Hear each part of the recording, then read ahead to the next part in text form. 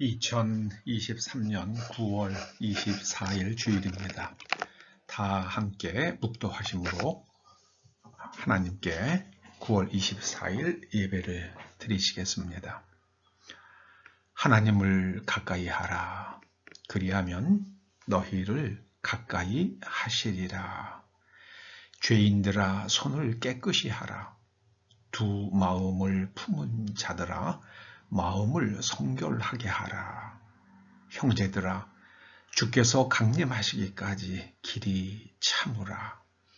보라 농부가 땅에서 나는 귀한 열매를 바라고 길이 참아 이른 비와 늦은 비를 기다리나니 너희도 길이 참고 마음을 굳건하게 하라. 주의 강림이 가까우니라. 아버지 하나님, 신약 성경에 기록된 후 2000여 년의 세월이 흐르고 있습니다. 주님 다시 오실 날이 2000년만큼 가까워진 시대를 저희가 살고 있습니다.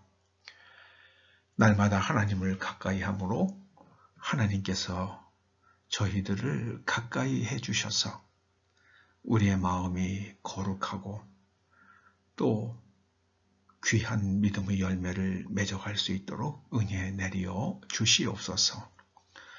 오늘 저희가 믿음의 비밀이라는 제목으로 말씀을 듣고자 하오니 각 사람의 귀를 열어주셔서 하나님의 말씀이 우리의 마음에 떨어져 열매 맺는 생명의 씨앗이 되게 하여 주시옵소서.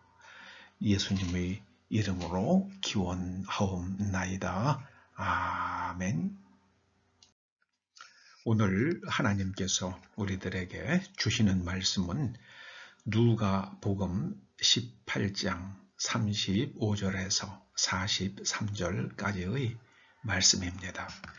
말씀을 함께 봉독하십니다. 여리고에 가까이 가셨을 때에 한 맹인이 길가에 앉아 구걸하다가 무리가 지나감을 듣고 이 무슨 일이냐고 물은데 그들이 나사렛 예수께서 지나가신다 하니 맹인이 외쳐 이르되 다윗의 자손 예수여 나를 불쌍히 여기소서 하거늘 앞서 가는 자들이 그를 꾸짖어 잠잠하라 하되 그가 더욱 소리 질러 다윗의 자손이여 나를 불쌍히 여기소서 하는지라. 예수께서 머물러 서서 명하여 데려오라 하였더니 그가 가까이 오매 물어 이르시되 너에게 무엇을 하여 주기를 원하느냐. 이르되 주여 보기를 원하나이다. 예수께서 그에게 이르시되 보라 네 믿음이 너를 구원하였느니라 하시매 곧 보게 되어 하나님께 영광을 돌리며 예수를 따르니 백성이 다 그를 보고 하나님을 찬양하니라. 아멘. 아멘. 오늘 주님께서 주시는 말씀의 제목을 믿음의 비밀이라 이렇게 정해 보았습니다. 믿음의 비밀. 이렇게 정한 이유는요. 디모데전서 3장 8절과 9절에 믿음의 비밀이라는 말에서 제목을 빌려왔습니다. 디모데전서 3장 8, 9절 말씀이 이렇죠. 집사를 세울 때에 어떤 사람이 되어 적절한지 그런 거에 대한 말씀입니다. 이와 같이 집사들도 정중하고 일구이연을 하지 아니하고 술에 인 박히지 아니하고 더러운 이익을 탐하지 아니하고 깨끗한 양심에 믿음의 비밀을 가진 자라야 할지니라. 깨끗한 양심에 믿음을 가진 자라야 할지니라. 이렇게 해도 충분할 것 같은데요. 거기에 성경은 믿음의 비밀이란 말을 추가했습니다. 왜 그랬을까요? 믿음의 비밀을 헬라어로 읽으면 투 무스테리온 테스피스테오스가 됩니다. 이 비밀로 번역된 헬라어가 무스테리온인데요. 무스테리온이라는 것은 알고 보면은 아주 어려운 건 아니지만은 가르쳐 주지 않으면 알 수가 없는 것, 그것을 비밀이라고 말합니다. 무스테리온은 그런 뜻이에요. 여기서 미스테리라는 말이 나왔죠. 이 믿음의 비밀이라는 제목의 말씀을 우리가 생각하면서 먼저 믿음의 깃발을 높이 들었던 종교 개혁자들을 생각해 봅니다. 종교 개혁자들에게 세 개의 3대 슬로건이 있었죠. 오직 성경으로, 오직 은혜로, 오직 믿음으로. 그런데 오직 성경으로를 외친 마틴 루터가 야고보서를 지푸라기 서신이라고 그렇게 평가했습니다. 여러분, 만약에 그 지푸라기라는 게요, 쓸모가 없잖아요. 거실에 지푸라기가 떨어지면은 여러분, 아이고, 이 귀한 지푸라기가 여기에 떨어져 있구나 하고 그것을 갖다가 잘 고이 보존하시겠습니까? 아니면은 빗자루로 쓸어서 쓰레기통에 버리시겠습니까? 후자겠죠. 그런데 왜 오직 성경으로를 외친 마틴 루터는 야고보서를 지푸라기에 그렇게 비유했을까? 우리가 한번 생각해 보게 되는 거죠. 이유는 오직 믿음을 강조했던 마틴 루터의 관점으로 보면 야고보서 2장 17절이 믿음은, 행함이 없는 믿음은 그 자체가 죽은 것이라고, 행함으로 구원받는 것이 아니라 믿음으로 구원받는다고 강조하는데, 야고보서는 신약 성경 뒤에서 행함이 없는 믿음은 그 자체가 죽은 것이라고 이렇게 말하니까 이게 지금 오직 믿음으로라는 거하고 이게 충돌이 되잖아요. 그래서 또 한쪽에서는 오직 성경으로를 외칩니다. 그러면서 성경 중에 하나인 야고보서를 지푸라기라고 그렇게 평가한 거는, 이거는 그 안에 그 자체가 모순을 좀 내포하고 있는 것이다, 이렇게 얘기할 수도 있겠죠. 야고보서 2장 18절 말씀은 또 이렇습니다. 너는 믿음이 있고 나는 행함이 있으니 행함이 없는 네 믿음을 내게 보이라. 나는 행함으로 내 믿음을 내게 보이리라 하리라. 행함이 없는 믿음은 헛것이니라. 그러면서 또 22절에 말씀합니다. 행함으로 믿음이 온전하게 되느니라. 행함으로 믿음이 온전하게 되느니라.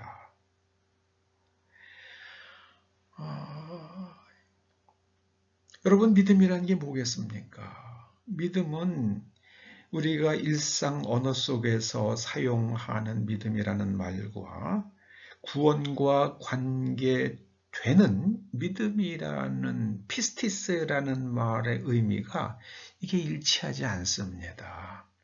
제가 성경을 아주 면밀히 살펴보면은요, 우리가 일상적으로 사용하는 그 믿음이라는 믿는다, believe죠. 그때는요, belief 명사로는요, 그 말의 의미는요, 내가 동의한다, 신뢰한다, 그런 뜻입니다.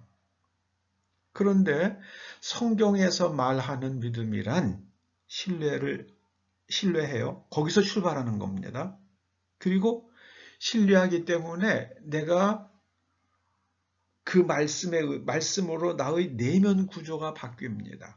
내면 구조가 바뀌니까, 내면 구조라는 것은 인지하고 해석하고 또 분석하고 판단하고 결정하고 의지가 움직여서 행동하게 되잖아요. 그것까지를 다 합쳐서 신뢰, 내면 구조의 변화, 그리고 의지의 작동, 그래서 행동으로 드러나는 것. 내가 신뢰하는 것이, 내가 옳다고 믿는 것이 행동으로 드러나는 것. 여기까지가 성경이 말하는 피스티스, 믿음의 범위예요. 거기까지 가야 돼요. 그런데 우리는 내가 그 사람 믿을 만해 그러면은 그 믿음은 그 사람을 갖다 신뢰한다. 뭐 그런 뜻으로 쓰잖아요. 신뢰한다. 그래서 우리가 일상생활 속에서 사용하는 믿음이라는 말에 대한 우리가 가지고 있는 개념과 성경에서 말하는 믿음은 그게 범위가 차이가 나는 거예요. 범위. 우리가 생각하는 우리가 일상적으로 사용하는 믿음이라는 말은 성경이 말하는 피스티스를 번역한 그 믿음이라는 말의 출발점이죠. 출발점입니다. 여러분 18세기에 그 샌디맨이라는 그 스코틀랜드의 전도자라고 해야 되나요? 네. 그런 사람이 있었습니다. 그 사람은요, 오직 그냥 입으로 주여 믿습니다. 주여 믿습니다. 딱 그 순간에 모든 게 다 끝난다 그렇게 강조했어요. 그래서 그런 관점을 가리켜서 샌디매니언이즘이라고 그렇게 평하는데요. 이게 샌디매니언이즘의 관점에서 믿습니까? 영접하십시오. 기도합시다. 구원받았습니다. 확신하시기 바랍니다. 그게 사형리죠. 여기에 뭐가 빠졌습니까? 사형리에는요. 성령께서 하시는 게 여러분 성령께서 내가 동의했어요. 그건 지적인 동의예요. 그것이 내면 구조, 이 견고한 진이 인간의 의지로 바뀌지 않습니다. 견고한 진이 하나님의 두나미스로 깨진다고 고린도후서 10장에 말씀하잖아요.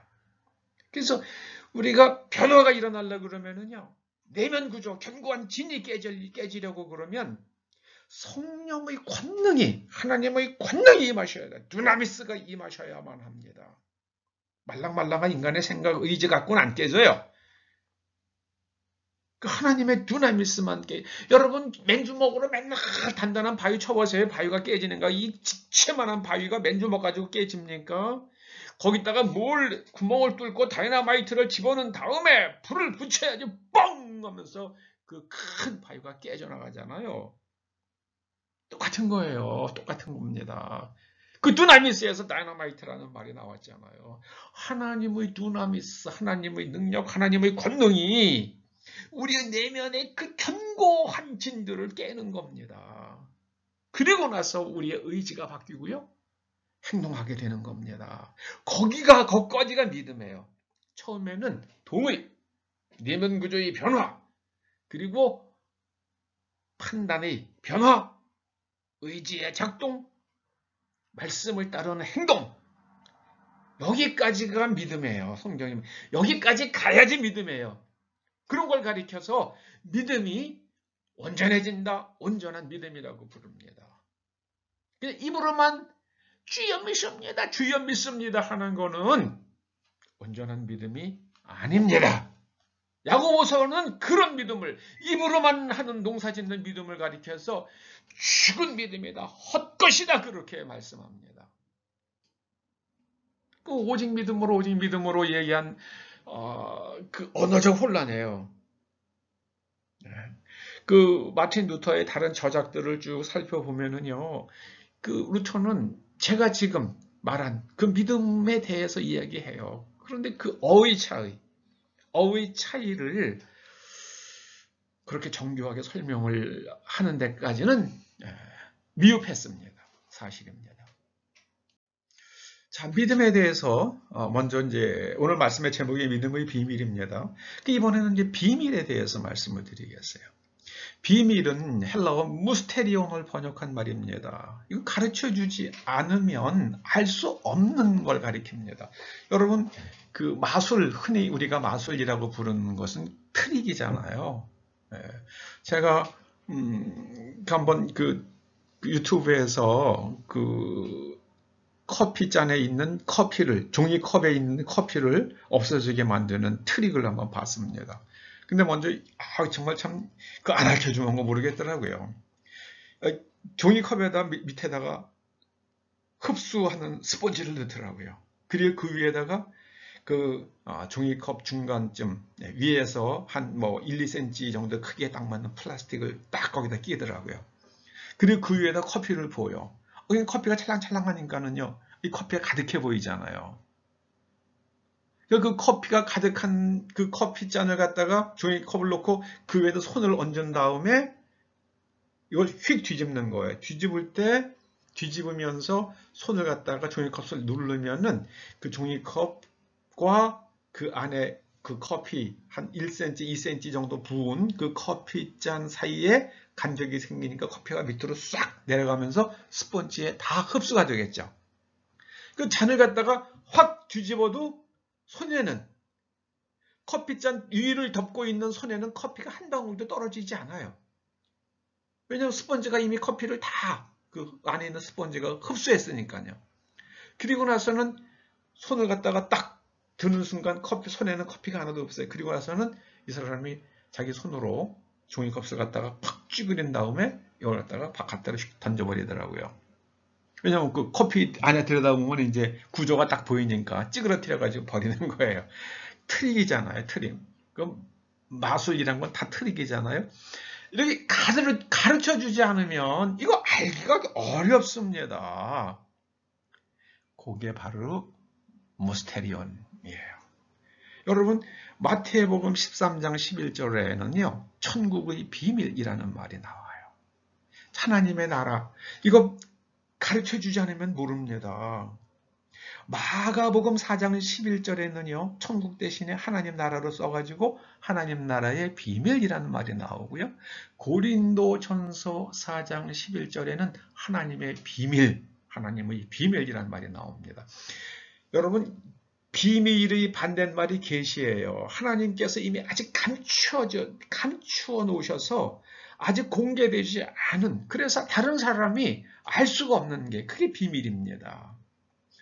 고린도전서 13장 2절에는요. 하나님의 모든 비밀과 모든 지식을 알고요. 그런데 이 하나님의 비밀과 모든 지식의 지향점은 어떻게 그 비밀과 지식이 제대로 작동을 하는가? 사랑을 지향할 때, 그래서 사람을 사랑할 때 사람을 불쌍히 여기고 또 사람을 살리고자 할 때에 그때 그런 비밀들은 그런 지향점을 가지고 있다는 말씀이죠. 고린도전서 14장 2절에 보면은요, 방언에 대해서 영으로 비밀을 말하는 거라고 말씀합니다. 그러니까 마귀가 못 알아듣죠. 어떤 사람들 보면은요, 마귀를 향해서 방언으로 막 하는 사람이 있는데 마귀가 못 알아들어요. 마귀는 사람, 인간의 언어로 해야만 됩니다. 이거 비밀이에요, 비밀. 하나님과 그 다음에 방언을 말하는 사람, 그 사이에만 있는 비밀이에요. 그 마귀가 어떻게 알아듣습니까? 못 알아듣죠. 그거는 축사할 때는요, 한국말로 해야 됩니다. 우리말로요. 나가라! 예수 그리스도의 명령, 이름으로 명령한다. 어둠의 영은 떠날지어다. 그럼 예수님, 우리의 능력이 아니라 예수님의 이름의 권세 때문에 마귀가 그냥 떠나갑니다. 고린도전서 15장 51절에 말씀합니다. 내가 비밀을 말하노니. 이거는 마지막 때 얘기죠. 재림에 관한, 부활에 관한, 우리 개인의 부활에 관한 겁니다. 우리가 다 잠잘 것이 아니요 마지막 나팔에 순식간에 홀연히 다 변화되리니. 사람은 잠자는 것과 같은 상태에 있다가 홀연히 다 변화된다. 그것이 예수님 재림하실 때에 있을 부활에 관한 비밀을 이렇게 하나님께서 사도 바울을 통해서 우리에게 가르쳐 주셨습니다. 그런데 왜 잠잘 것이라고, 잠자는 거는 활동하지 않잖아요. 그런데 왜 또 하나의 공간을 만들어 놓고 그렇게 거기에서 무엇인가를 하는 것처럼 또 하나의, 성경에 그런 거에 대해서는 자세히 안 나오거든요. 저는 개인적으로는요, 뭐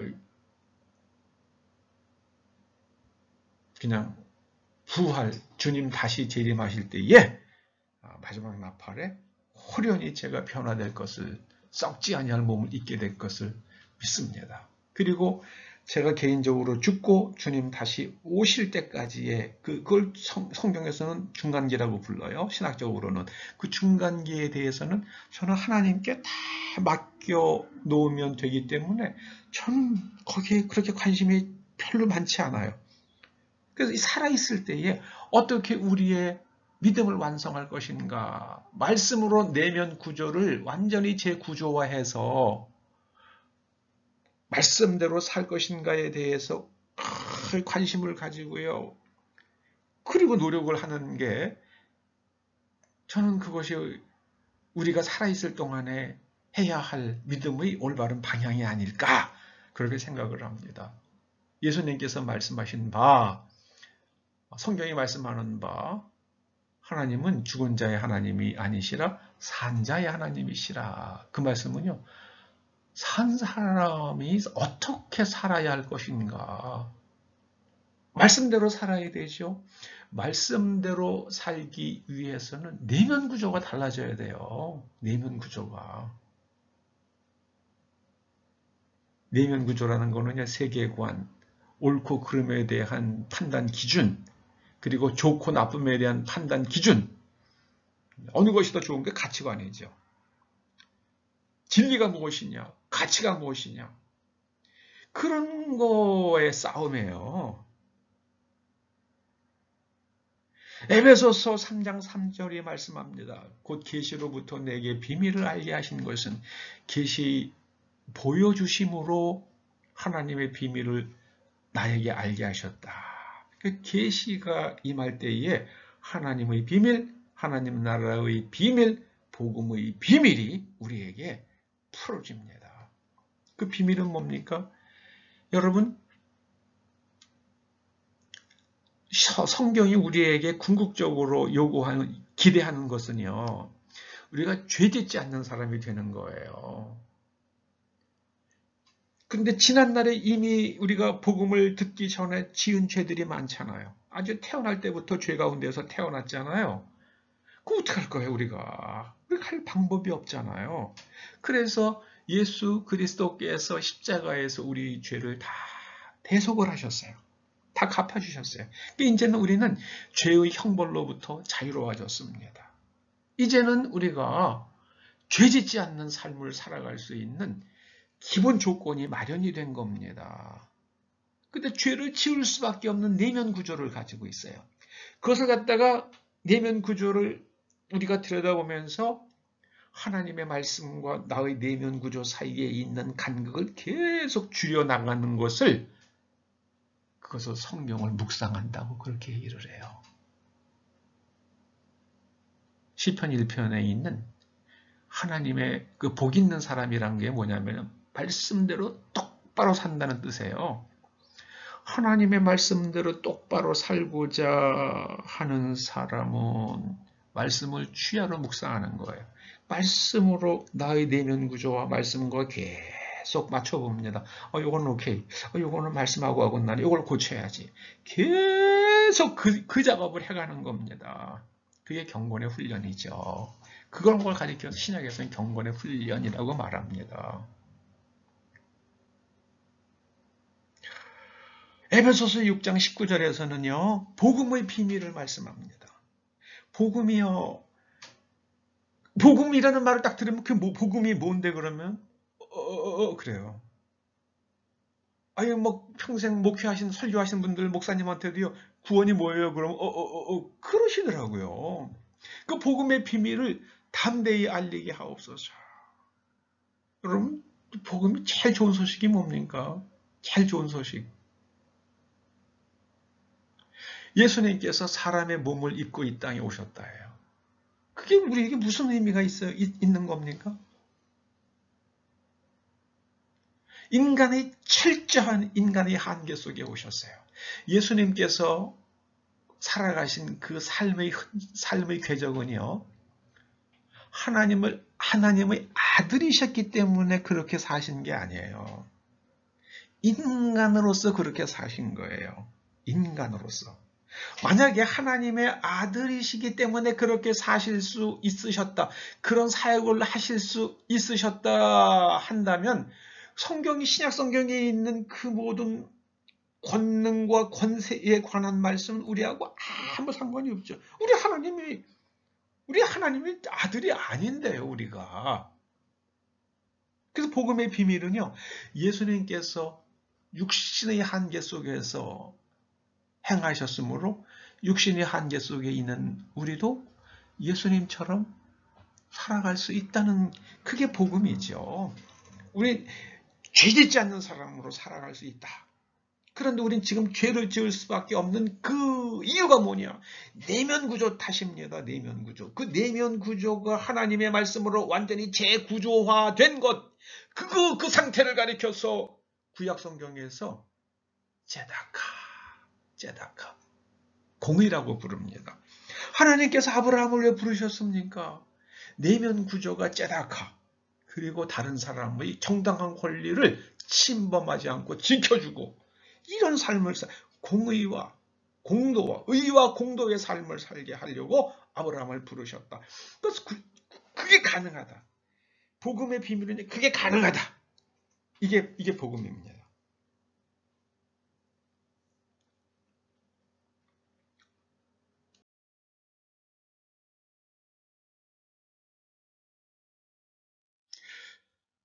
야고보서 2장 말씀을 다시 한번 반복을 합니다. 야고보서 2장 17절에 말씀합니다. 행함이 없는 믿음은 그 자체가 죽은 것이라. 20절입니다. 허탄한 사람아, 행함이 없는 믿음이 헛것인 줄을 알고자 하느냐. 우리 조상 아브라함이 그 아들 이삭을 제단에 바칠 때에 행함으로 의롭다 하심을 받은 것이 아니냐. 22절입니다. 믿음이 그의 행함과 함께 일하고 행함으로 믿음이 온전하게 되었느니라.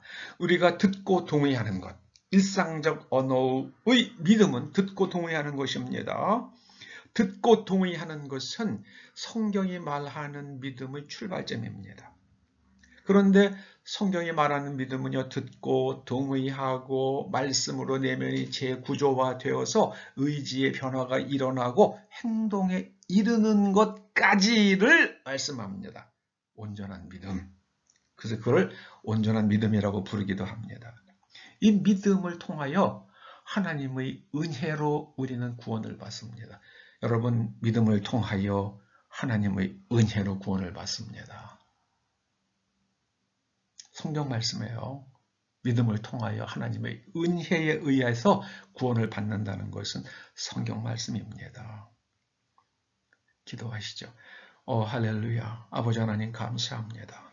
이제 믿음의 비밀을 저희에게 가르쳐 주셨사오니 우리가 성경에 있는 그 믿음의 비밀을 다 실천하여서 이 땅에 살지만 하나님과 동행하는 사람들 되어서 말씀의 능력이 우리와 우리의 후손들 위에 나타나게 하여 주시옵소서.